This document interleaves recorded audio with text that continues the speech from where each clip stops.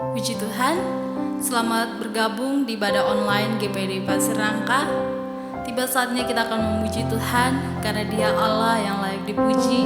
Dia Allah yang selalu bersama-sama dengan kita di setiap musim kehidupan kita.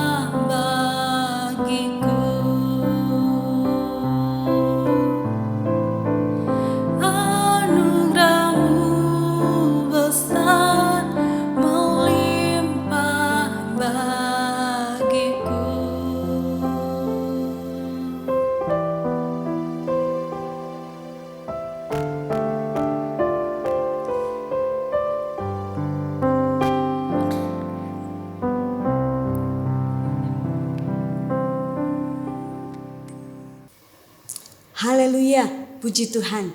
Oleh kemurahan Tuhan, kembali kita bertemu dalam ibadah online. Dan saya percaya kasih karunia Tuhan dan damai sejahtera telah dilimpahkan bagi kita. Sehingga kepada kita terus diberitakan pengajaran firman Tuhan yang dapat menuntun kita kepada hidup yang diberkati. Mari kita tundukkan kepala, kita berdoa menyambut firman Tuhan.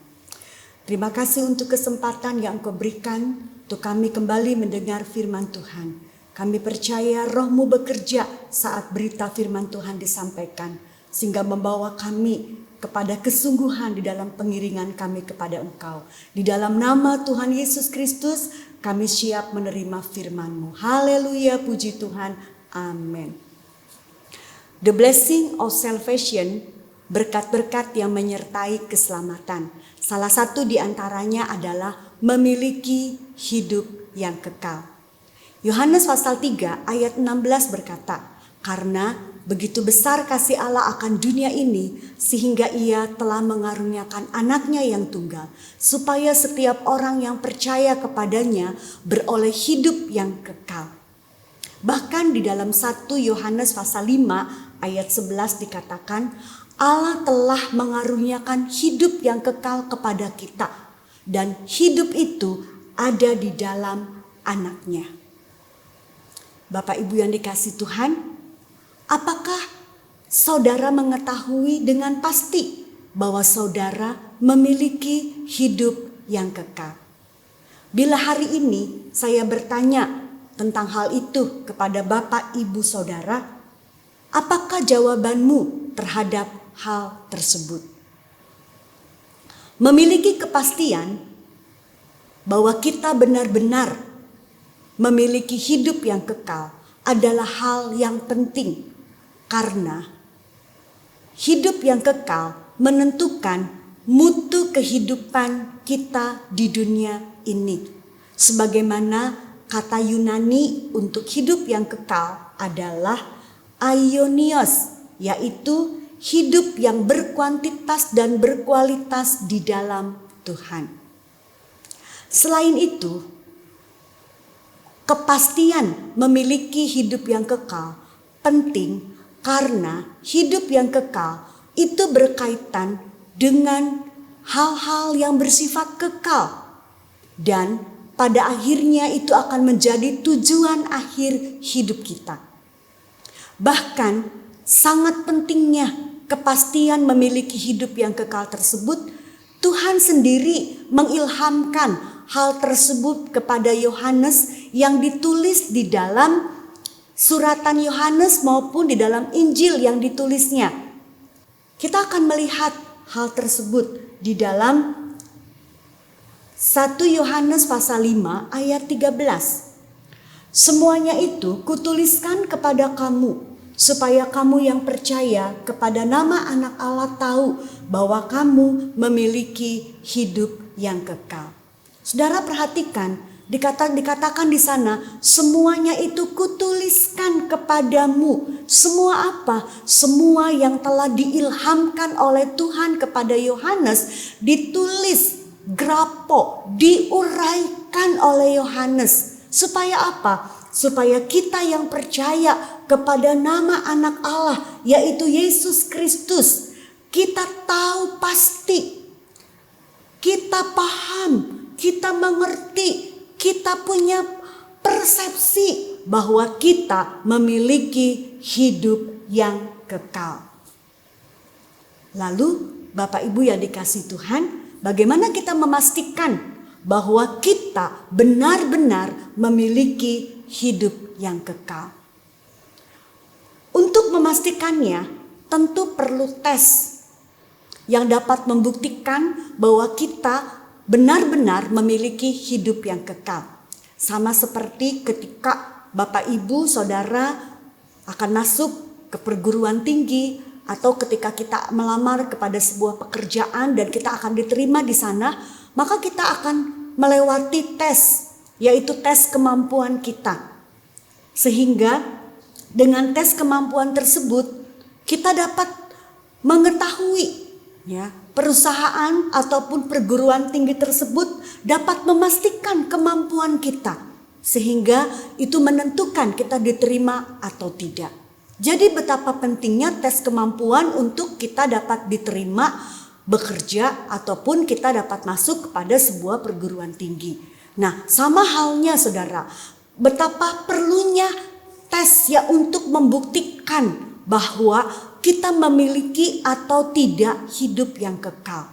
Nah, Bapak Ibu yang dikasihi oleh Tuhan, kalau kita melihat di sini di dalam suratan Yohanes, ya, ketika Allah mengilhamkan tentang hidup yang kekal dimiliki oleh setiap orang yang percaya kepada Yesus Kristus sebagai anak Allah yang hidup, kita mendapati bahwa di dalam uraian Yohanes ini kita mendapati di sana tentang tes-tes atau ujian-ujian yang dapat menjadi bukti yang dapat memastikan bahwa kita benar-benar memiliki hidup yang kekal. Mari kita akan melihat ada 4 tes hidup kekal di sana. Yang pertama adalah tes iman. Mari kita baca ayatnya di dalam 1 Yohanes pasal 5 ayat 13 dan pasal 4 ayat 2 sampai 3. Kita akan membaca yang pertama adalah 1 Yohanes pasal 5 ayat 13. Semuanya itu kutuliskan kepada kamu supaya kamu yang percaya kepada nama anak Allah tahu bahwa kamu memiliki hidup yang kekal.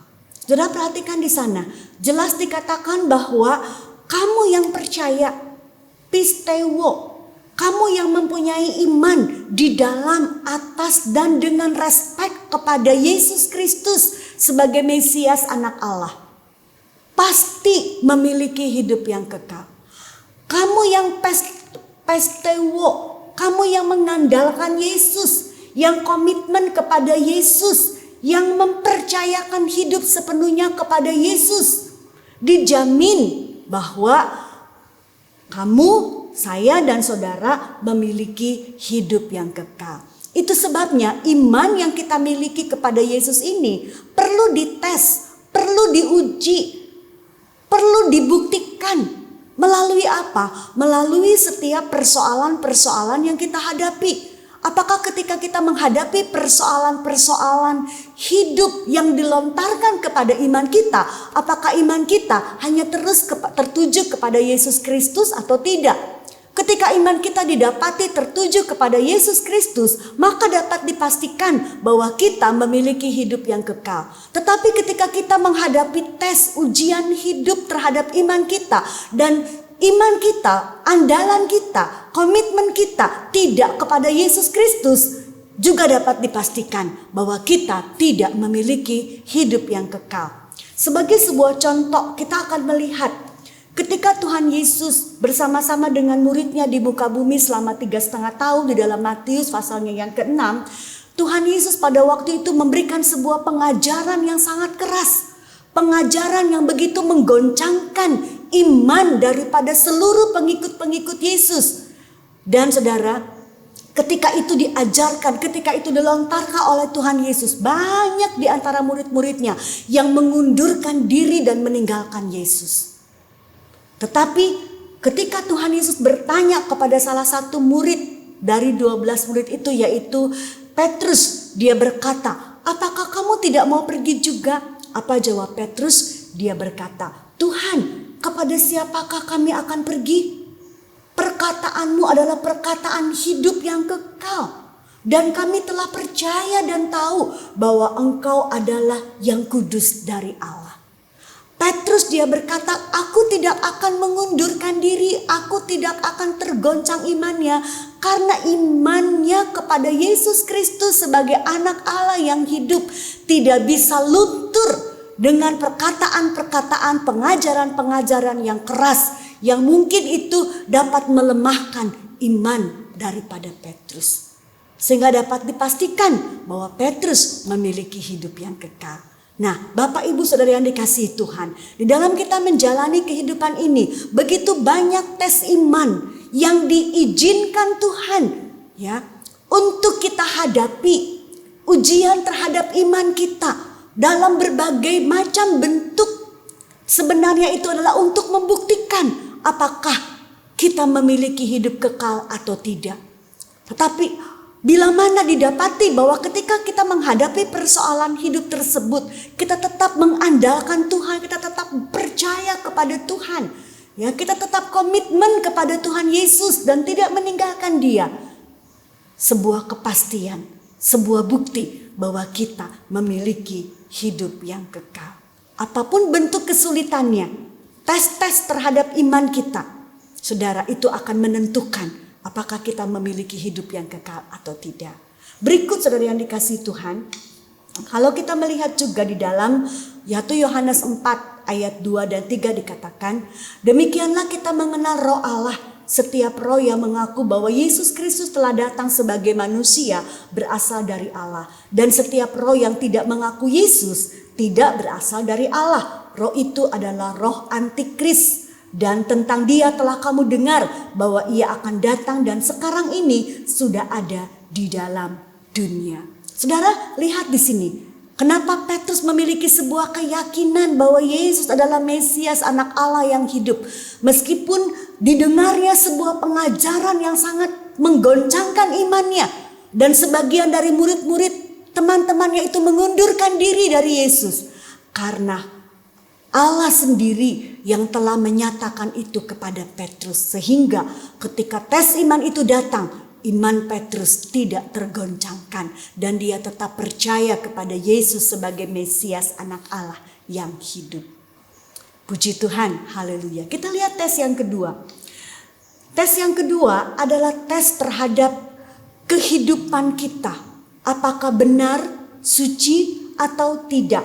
Hal ini kita bisa lihat di dalam 1 Yohanes pasal 2 ayat 1 sampai 3. Dikatakan, anak-anakku, hal-hal ini kutuliskan kepada kamu supaya kamu jangan berbuat dosa. Namun jika seorang berbuat dosa, kita mempunyai seorang pengantara kepada Bapa, yaitu Yesus Kristus yang adil. Dan ia adalah pendamaian untuk segala dosa kita, dan bukan untuk dosa kita saja, tetapi juga untuk dosa seluruh dunia. Dan inilah tandanya bahwa kita mengenal Allah. Tanda bahwa kita memiliki hidup yang kekal, yaitu jikalau kita menuruti perintah-perintahnya. Mengenal Allah identik dengan hidup yang kekal. Dan tes terhadap bagian ini adalah tes kebenaran yang kita miliki. Apakah ujian-ujian terhadap kehidupan kita yang berkaitan dengan kebenaran kita, ya, kebenaran yang kita miliki karena kita melakukan perintah-perintah Tuhan. Itulah yang memastikan apakah kita memiliki hidup yang kekal atau tidak. Ada tidaknya hidup kekal dalam kita adalah ketika ada tidaknya perintah-perintah Tuhan dalam hidup kita. Kalau kita memiliki perintah-perintah Tuhan yang membentuk sebuah kehidupan yang suci dan benar, sudah dapat dipastikan bahwa kita memiliki hidup yang kekal. Saudara yang dikasihi Tuhan, sebagai contoh, ketika ada seorang muda yang kaya datang kepada Tuhan Yesus, dia bertanya, "Guru, perbuatan baik apa yang harus aku perbuat untuk memperoleh hidup yang kekal?" Jawab Yesus, "Apakah sebabnya engkau bertanya tentang apa yang baik? Hanya satu yang baik, yaitu jikalau engkau ingin masuk ke dalamnya, turutilah segala perintah Allah." Jadi untuk kita dapat memiliki hidup yang kekal, ya, adalah kita harus diwujudkan atau harus dipastikan, yaitu dengan cara kita menuruti segala perintah Allah. Tetapi ketika kita tidak mau menuruti segala perintah Allah, dapat dibuktikan bahwa tidak ada hidup kekal di dalam hidup kita. Nah, Bapak Ibu yang dikasihi Tuhan, orang muda itu tidak menuruti apa yang Tuhan perintahkan. Demikian juga dengan kita. Ketika Tuhan menginstruksikan sebuah instruksi-instruksi mungkin yang sangat sulit seperti yang dihadapi oleh orang muda ini. Tetapi kalau kita mau melakukan semua instruksi Tuhan, perintah Tuhan, meskipun itu sulit dan tidak enak bagi daging kita, tapi kita mau lakukan, itu bukti bahwa kita memiliki hidup yang kekal. Tetapi ketika kita menyerah kepada daging yang menolak perintah Tuhan, ketika kita menyerah kepada keinginan dan pikiran manusiawi kita untuk tidak melakukan perintah Tuhan dapat dipastikan bahwa kita tidak memiliki hidup yang kekal. Haleluya, puji Tuhan. Kita lihat tes yang berikutnya, yaitu tes persekutuan atau persatuan kita dengan saudara-saudara seiman. Kita lihat ayatnya di dalam 1 Yohanes pasal 3 ayat 14 dan pasal 5 ayat 1. Demikian bunyinya, kita tahu bahwa kita sudah berpindah dari dalam maut ke dalam hidup, yaitu karena kita mengasihi saudara kita. Barang siapa tidak mengasihi, ia tetap di dalam maut. Setiap orang yang percaya bahwa Yesus adalah Kristus lahir dari Allah. Dan setiap orang yang mengasihi Dia yang melahirkan, mengasihi juga Dia yang lahir daripadanya. Bapak Ibu, dikatakan jelas di sini, barang siapa tidak mengasihi, ia tinggal di dalam maut. Berarti kalau kita mengasihi, berarti kita memiliki hidup yang kekal. Dan ini harus dibuktikan, ini harus diuji. Ini harus dites. Apakah ketika kita menghadapi saudara-saudara seiman kita yang menjengkelkan, saudara seiman kita yang membuat kita sakit dan terluka, apakah kita tetap mengasihi dia? Apakah kita masih tetap bisa mengasihi musuh-musuh kita? Apakah kita bisa mengasihi orang yang selalu melukai kita? Kalau kita bisa mengasihi, sudah dapat dipastikan bahwa kita memiliki hidup yang kekal. Bapak Ibu yang dikasih oleh Tuhan, kalau kita melihat seorang ahli Taurat, seorang yang benar-benar memahami Taurat Tuhan, dia datang kepada Tuhan, dia bertanya, "Guru, apa yang harus aku perbuat untuk memperoleh hidup yang kekal?" Ketika Tuhan berkata, apa yang ada di dalam hukum Taurat, dia tahu. Dia katakan, "Kasihi Tuhan Allahmu dengan segenap hati, kasihi sesamamu manusia seperti dirimu sendiri." Tuhan berkata kepadanya, "Jawabmu benar, buatlah itu." Tetapi orang ahli Taurat ini gak puas, dia mencobai, dia berusaha untuk membenarkan Yesus. Dia tanya, "Siapa sesamaku manusia?" Mulailah Tuhan Yesus mengungkapkan sebuah perumpamaan tentang orang Samaria yang murah hati. Ketika didapati bahwa baik orang Lewi maupun imam-imam tidak mau menolong sesamanya sendiri, sesama orang Yahudi yang terluka, yang dirampok habis-habisan, imam dan ahli dan orang-orang Lewi ini hanya lewat dan tidak mau menghampiri dan menolong dia. Hanya orang Samaria yang mau menunjukkan pertolongan, mengasihi orang Yahudi kendati itu adalah musuhnya. Apa yang dikatakan oleh Yesus? Yesus bertanya, "Siapa menurutmu yang mengasihi sesama?" Dia berkata, "Orang yang ketiga, orang Samaria." Saudara yang dikasihi Tuhan, ternyata ketika seseorang bisa mengasihi sesamanya, mengasihi saudaranya, itu tanda bahwa kita lahir dari Allah dan tanda bahwa kita dapat dipastikan kita benar-benar memiliki hidup yang kekal. Saudara, akan ada banyak tes-tes tentang persekutuan, tentang apakah kita mengasihi saudara-saudara kita. Kalau kita tetap bisa mengasihi orang-orang yang jahat sekalipun kepada kita, itu bukti bahwa kita lulus tes kehidupan yang keempat, yaitu kita mengasihi sesama kita. Artinya kita memiliki hidup yang kekal. Di dalam yang keempat, kita lihat tes kehidupan yang keempat. Tes kehidupan yang keempat adalah tes tentang kehadiran Roh Kudus di dalam hidup kita. Kita baca dalam 1 Yohanes pasal 4 ayat 13. "Demikianlah kita ketahui bahwa kita tetap berada di dalam Allah dan Dia di dalam kita. Ia telah mengaruniakan kita mendapat bagian dalam Roh-Nya." Bapak Ibu yang dikasih Tuhan, kita melihat bagian yang terakhir dari tes yang membuktikan bahwa hidup kekal itu ada atau tidak pada diri kita, yaitu ketika kita masuk dalam ujian yang berkaitan dengan apakah Roh Kudus tetap hadir di dalam hidup kita.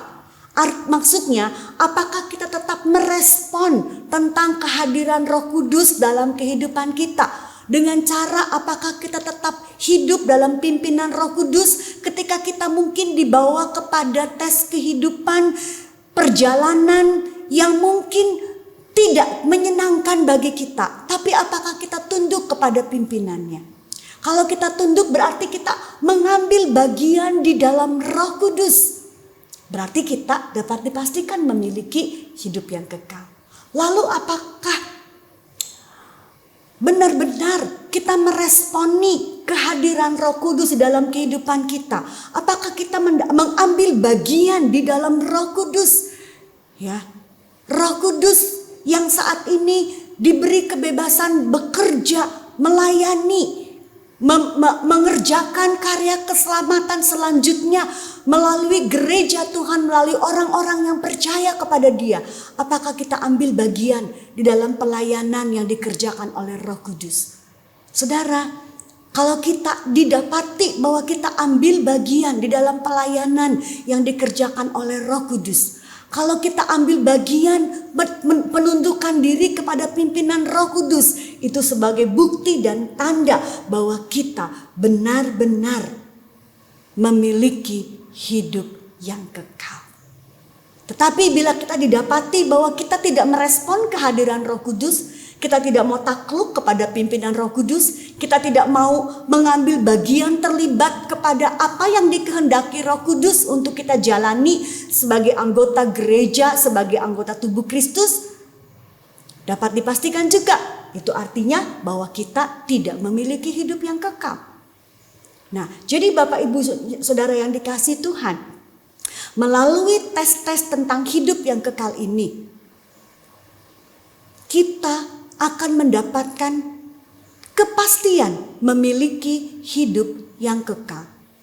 Namun dengan catatan, setiap tes, setiap ujian untuk memastikan bahwa kita memiliki hidup yang kekal itu, nilai-nilai dari tes tersebut itu lulus dengan nilai yang baik. Ketika kita dibawa kepada tes iman, nilai kita baik.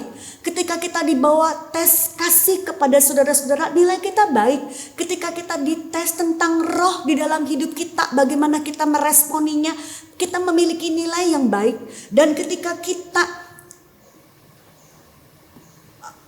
dites tentang integritas kehidupan kita, kita memiliki nilai yang baik.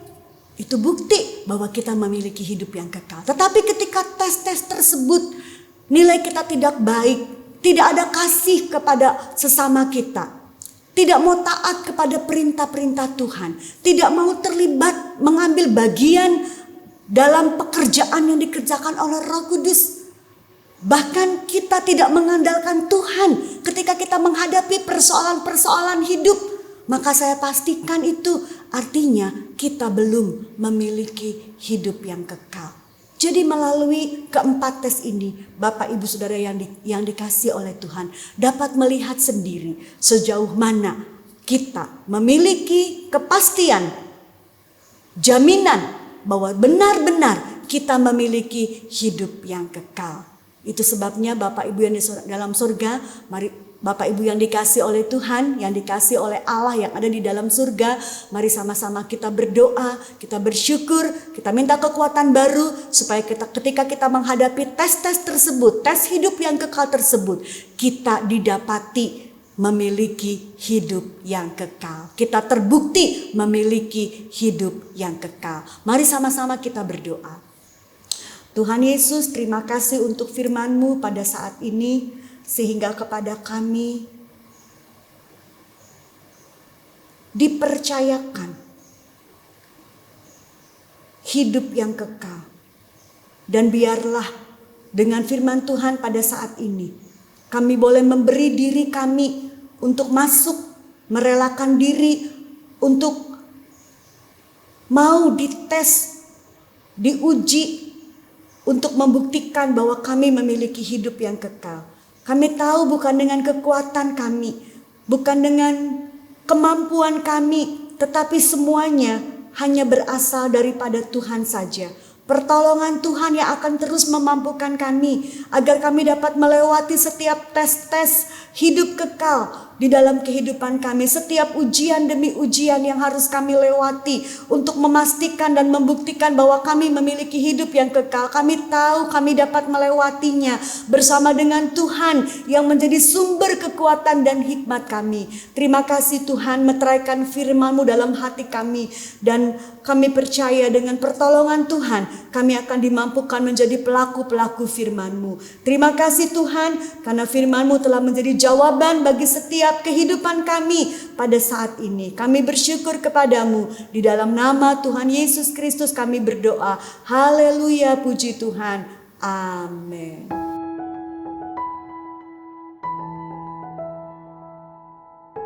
Firman Tuhan yang disampaikan tentunya menjadi bekal rohani bagi setiap kita yang mendengar dan merenungkan firman-Nya.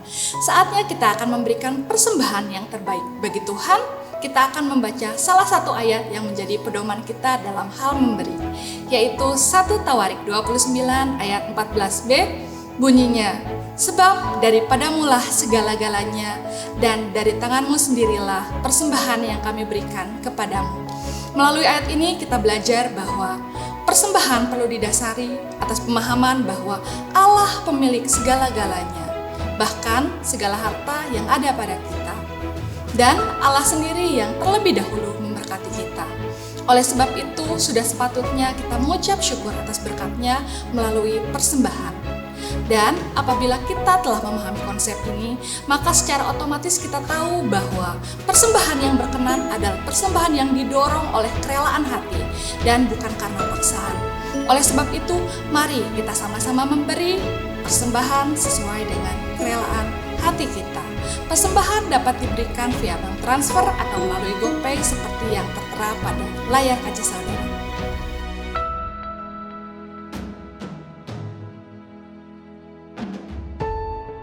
Dan berikut adalah jadwal ibadah GPDI Pacinangka selama sepekan.